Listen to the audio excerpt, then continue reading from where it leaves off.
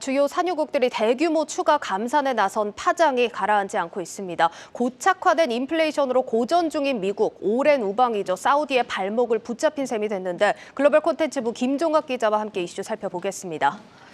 김 기자, 사실 이번 일로 긴축 불확실성에 더해서 국제적인 긴장 상황도 좀 고조되고 있다 이렇게 봐야 될 것 같은데 네. 들어보니까 미국이 미리 반대 입장을 사우디에 전달을 했음에도 이런 결정이 나왔다고 하더라고요. 네, 오늘 공개된 새로운 사실인데요. 예. 네, 지난 일요일에 이제 사우디아라비아를 비롯한 주요 산유국들이 전격적인 추가 감산 조치를 발표하기에 앞서서 미국의 이를 미리 거부 의사를 할 수 있도록 통보를 했던 사실이 공개됐습니다. 네. 존 커비 백악관 국가안보회의 전략소통조정관이 로이터 통신 등 현지 매체들에게 공개한 내용인데요.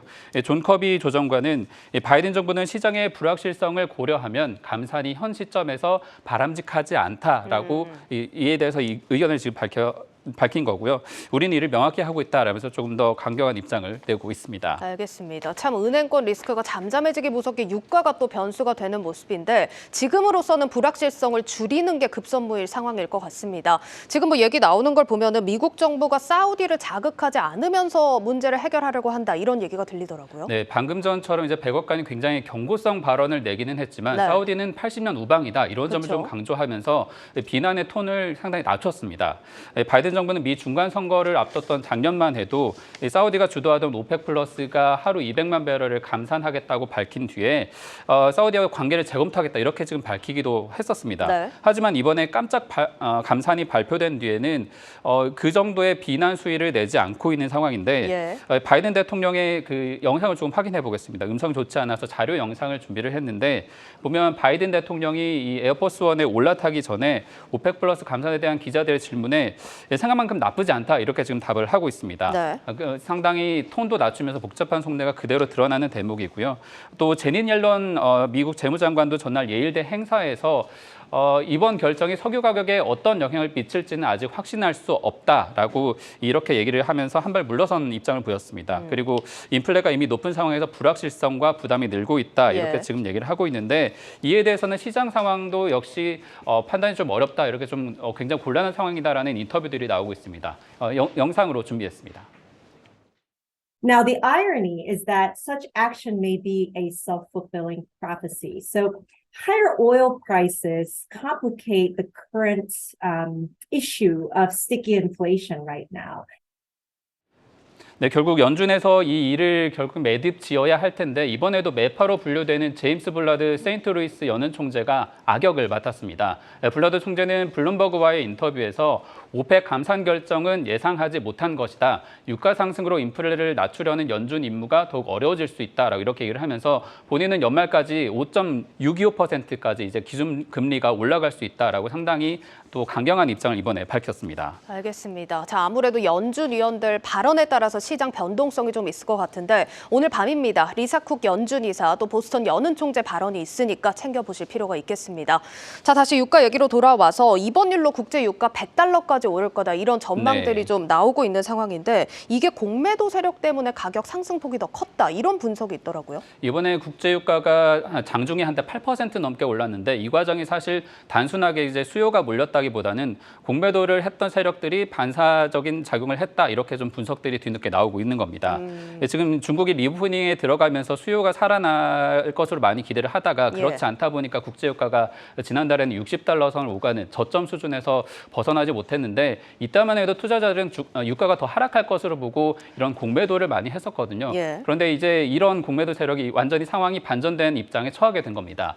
제시카 하미르 섹소 캐피탈 투자 전략가의 얘기를 들어보면 원유 공급량 감축은 이제 공매도 투자자들을 이렇게 혼란에 빠뜨렸다 이렇게 지금 상황을 아주 간략하게 요약을 하고 있습니다. 이런 전략이 한 번 쓰인 게 아니고 2020년에도 사우디 에너지 장관이 이런 투자 세력들을 겨냥해서 시장에서 도박을 하는 사람들은 고통을 겪게 될 것이다라고 아주 강경한 입장을 냈었는데 이와 동일한 방법을 쓰고 있는 것으로 보입니다. 가격을 이끌 주도 세력이 이렇게 사라지다 보니까 유가는 점점 더 오를 수밖에 없다라고 지금 시장에서 관측을 하고 있는 것이고요. 여기에 미국이 전략 비축률을 지금 상당히 소모한 상태이고 또 중국의 소비가 이제 점점 올라오게 되면 가격을 끌어내리기 어렵다라는 진단까지 나오면서 유가 상승에 힘이 실리고 있습니다. 지금 골드만삭스 전망치를 보면 국제 유가가 올해 말에 이제 95달러, 예. 내년이면 100달러 선까지 오를 수 있다라고 지금 전망을 하면서 상당히 강세를 보일 수 있겠다. 이렇게 시장의 심리가 굳어지고 있는 흐름입니다. 알겠습니다. 자, 국제 유가가 물가 상승에 또 영향을 크게 주다 보니까 걱정을 안 할 수가 없는 상황인데 유가 뛰면서 벌써부터 뭐 달러와는 힘을 못 쓰고 있더라고요. 네, 지금 달러 인덱스가 오늘 조금 굉장히 보합권에서 머물러서 힘이 없는 모습을 많이 보였습니다. 네. 아시아 증시 개장 중에는 오르는 듯 하다가 지금 미국 증시 개장 앞두고 다시 약세를 보이고 있고요.